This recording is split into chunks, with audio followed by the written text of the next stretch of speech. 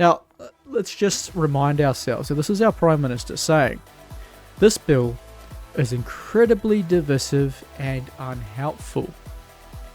On what basis is it divisive? The fact that the racial separatists oppose it.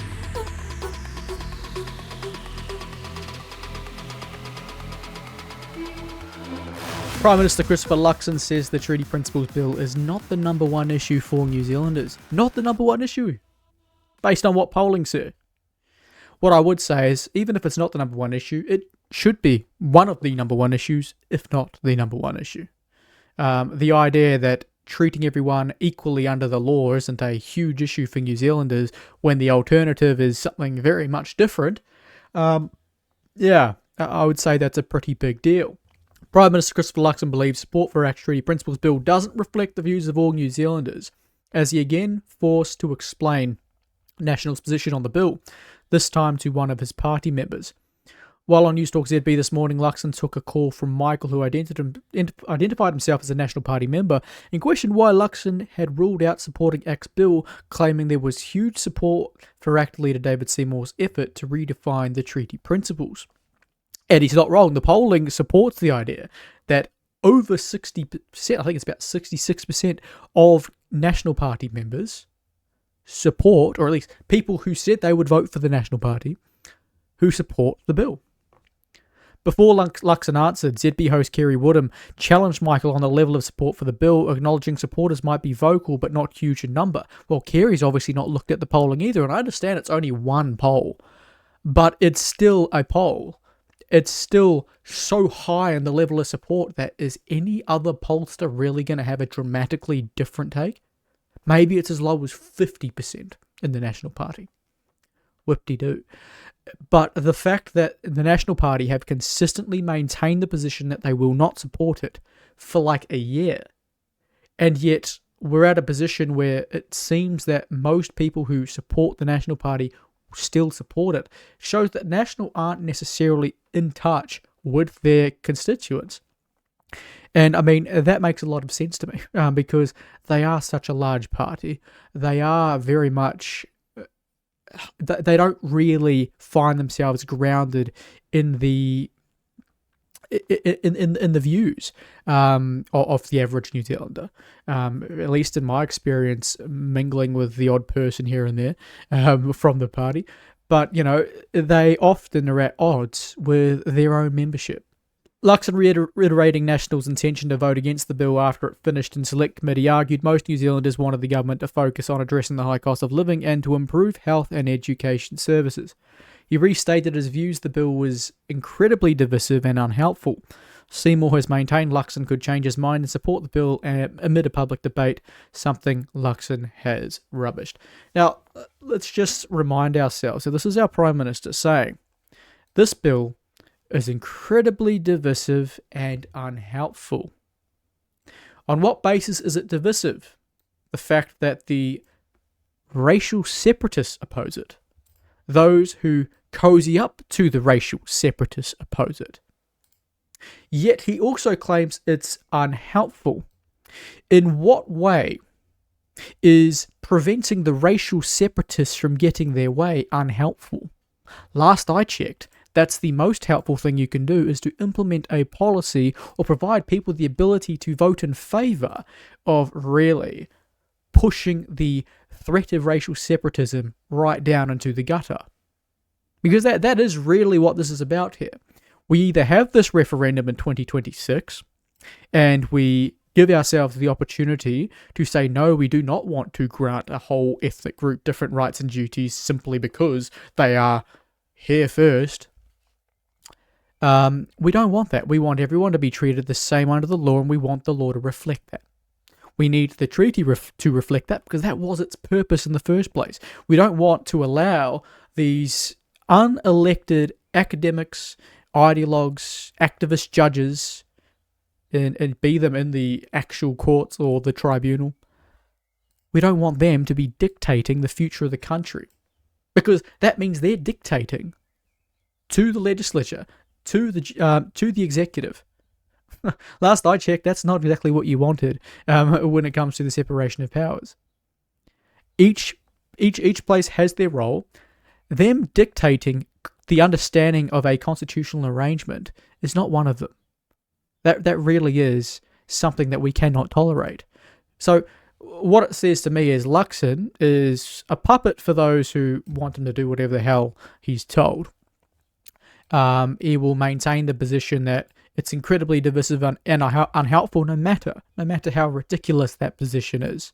The divisive ones, the violent ones, the ones who are a risk to the social cohesion, are all the separatists, are all the nutters that oppose it.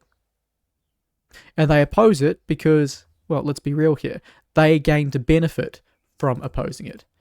Woodham then pushed Luxon on Seymour's comments, saying the ACT leader was acting like a brat in her view.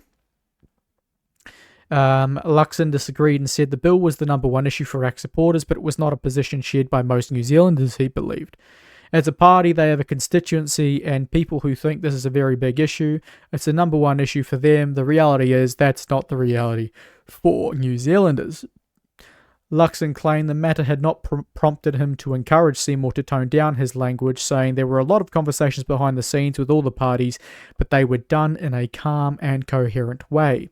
In October, a Taxpayers Union Courier poll found 60% of the 926 respondents supported the bill, with 18% opposing the idea and the remaining 22% saying they were unsure. However, that poll asked respondents based on the bill's principles as they were proposed then. Cabinet this week agreed on the 3 principles to be included in the treaty principles, which revealed a change to Seymour's originally proposed second principle. And I will note something about this. Given the change, one would argue it would only provide the opportunity for more support, at least certainly from the left-wing parties. Whether or not some people on the right might be a little bit more hesitant to support it because they don't quite understand what it entails, I could understand that. But the changes are not dramatic. The changes are not really going to have any real impact. But it's just reworded to appease the vocal minority who want to rubbish the idea. It now includes recognitions of the rights of Papua New Guinea when the treaty was signed, and states those rights differed from those afforded to others only when they are specified in legislation, treaty settlements, or other agreement with the Crown. And this is the thing some people might have an issue with. Only when they are specified. So they can have different rights afforded those afforded to others when they are specified in legislation, treaty settlements, or other agreements with the Crown. I suspect, in practice, at least certainly under a government involving ACT and the likes of New Zealand First, that this would mean the only examples of this would be treaty settlements and so forth that are already settled, right? And legislation passed as a result of other agreements or things that have happened in the last few decades, where it's not really impinging generally on how we're all treated. Now, do I think that there is a wiggle room here for the likes of Te Pāti Māori or the Greens or Labour to still try and circumvent that? Yes, but then you would have to argue, does it then breach one of the other 2 articles mentioned or other principles mentioned in ACT's policy? That's where you have to weigh up. And so it's a bit of a weighing game, but they have to, of course, they have to make sure that what they are doing is consistent with what the treaty actually says. That's the difficulty of it. And unless they're wording it accurately, it's going to be harder to demand support for it. And so that's why they've had to make this kind of compromise where technically there is a loophole, but that loophole is more or less kind of covered off by the other principles. So it'll be interesting to see how that goes down, but I personally prefer it to what they previously proposed. Shadowban says, to all my fellow people in chat, just start claiming you're Māori now. Tell them to prove you ain't instead of the other way around. Exactly. Tell them to prove, and they'll just say, oh, well, my cousin from that part of the world or country never heard of you, so you can't be Māori. That's what they say to me. Oh, I got a cousin in Te Whānau Apanui. Oh, you're not from there. I'm like, okay, good for you. Good for you. That's about all you can say. Ministry of Justice officials warned the bill would lead to the existing treaty principles being replaced with new, significantly narrower principles. I wouldn't argue that they're significantly narrower at all, just a bit more specific and appropriate, accurate. The regulatory impact statement issued alongside Seymour's statement considered the status quo as it functions now and defining the principles and legislation as Seymour has proposed. Although the bill could have some value, officials believe the status quo is more beneficial. How is the status quo more beneficial when you have an entire separatist movement over there demanding their political independence, that they want their entire own parliament, where they have their own monarch acting as essentially a mockery of our own constitutional monarchy? Like seriously. Officials are completely out of touch with reality, or just pretend that none of it's happening. Under this option, the courts and the Waitangi Tribunal would continue to articulate the meaning of the treaty principles in line with the existing legislation and practice. This option would uphold treaty obligations to the same extent as they are now. Yeah, no. Anything that allows the Waitangi Tribunal to articulate anything with respect to the treaty principles, get the right out of there. The treaty principles don't exist, but if we're going to have them, they should not be dictated to by some unelected people. Okay. The analysis was finalised in late August when the final content of the principles had yet to be determined, but said the policy proposal was inconsistent with the treaty. This morning, lobby group Hobson's Pledge, led by former National and ACT Party leader Don Brash, railed against the change to the second principle, opposing what it believed was Cabinet agreeing to 2 levels of rights. And this is what I mean. There is room here for those of us on the right to oppose the change. But I think what Hobson's Pledge needs to understand is that they still need to ensure that the second principle they're proposing reflects what the actual treaty states. And this is a more accurate representation of that, the most accurate representation of that they could possibly come up with. That essentially just means that the already decided treaty settlements and so forth kind of have to remain there, and other forms of agreements kind of have to remain there. It's not really saying, hey, look, we're opening the door to just create 2 levels of rights based on ethnicity willy-nilly.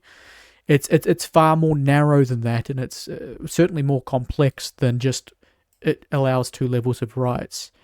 Whilst it says that technically, in theory, that can be the case, it's not like it's established there for the purpose of doing that, but rather plugging that hole, ensuring that it's less likely to happen, while still managing to get the support. And again, I have to reiterate, I do not support acknowledging principles at all.